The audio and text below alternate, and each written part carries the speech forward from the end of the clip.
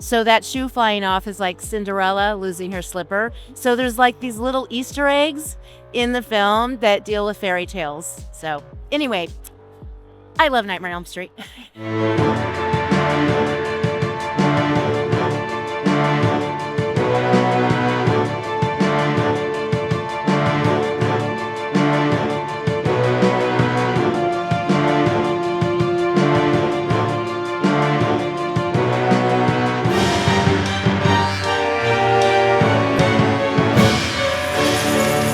So your role as Alice in Nightmare on Elm Street cemented you as a favorite among horror fans.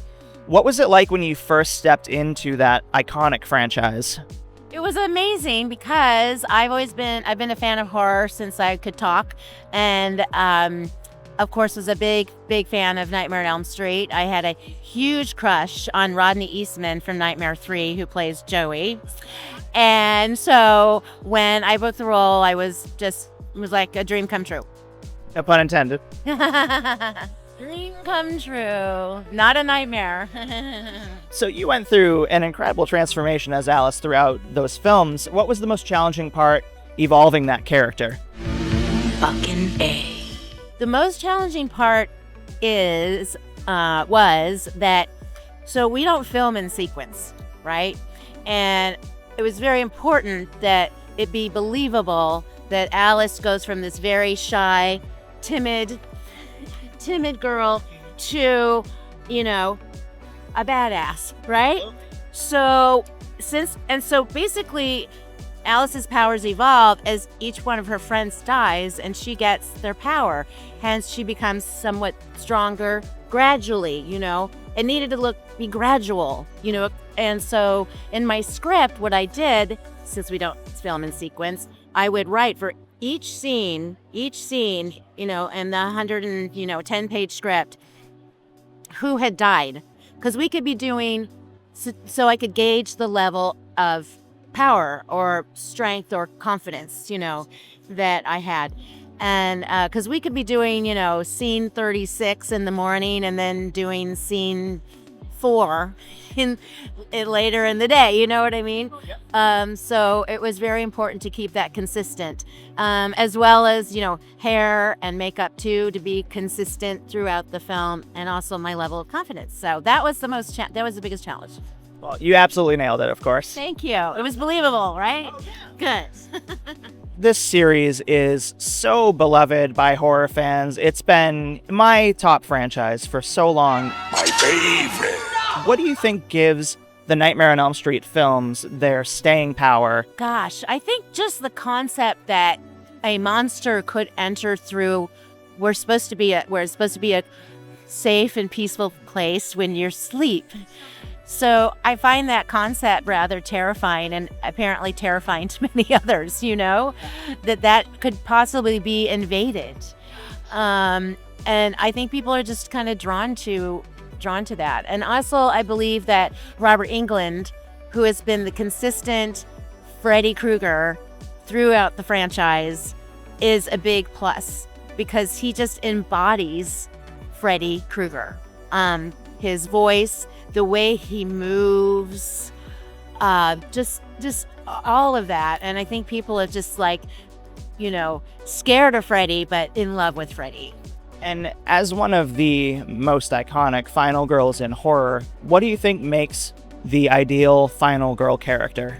Ooh, what makes the final girl character? Well, one, you have to survive the monster. Yeah. and preferably kill him a time or two. Of course, he always comes back, But I think that's a final girl. Yeah, strength and overcome your fear and get the job done. One of the biggest things about this convention is that we are not only celebrating vampires, but we are celebrating a love of practical effects. Throughout your career, do you have a favorite moment involving special effects? Gosh. Well, of course, Nightmare, the 80s, it was like all practical effects, essentially. Do I have a moment? I mean, there's scenes that I love in Nightmare 4 in particular. The scene in the theater where this one, right? And Mick Strong was head of production on Nightmare 4, and he actually wrote a book. And they would have these meetings to figure out, how are we going to have Alice go through a theater scene, into a screen? How are we going to have Debbie turn into a cockroach? How are we going to... So because these are practical effects they have to figure out. So I remember one thing that was fun. So eventually, I'm watching the movie in the theater, and then the wind starts happening, and I'm holding on to the railing for dear life. And it's so interesting. They put me on what was like a gurney on wheels. So I'm laying on. I obviously can't see the gurney on wheels. And then I let go and I roll back, and I'm on my stomach, laying down.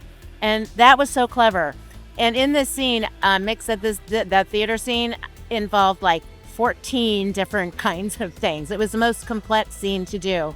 And then the stunt double flying into the screen, and then the house got into the screen, and now another day we're actually at the Craven, black and white, the wind blowing, all that consistency. It was just so well put together. Yeah.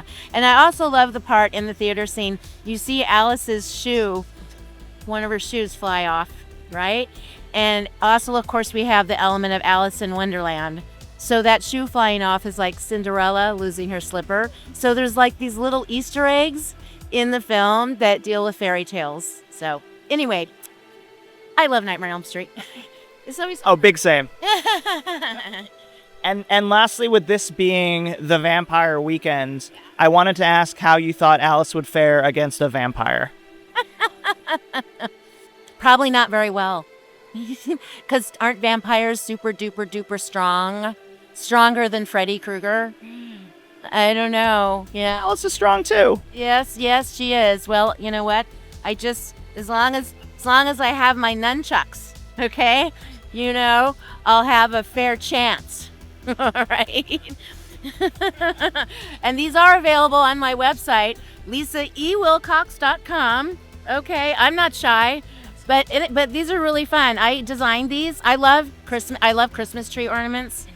So this is where it came from. And I love miniature stuff. So Christmas tree ornament, refrigerator magnet, and it comes with an extra magnet so you can wear it like a pin. Oh, that's awesome. Anyway, lisawilcox.com. Go get it, guys. Well, thank you so much for talking with us. It was a pleasure. It was fun. Okay. Thank you. Your shift is over. Thank you for clicking on our video, everybody. If you like what you saw here, please make sure you like the video and subscribe and share with your friends who like this sort of content. JoBlo remains an independent company, and we appreciate all of your support.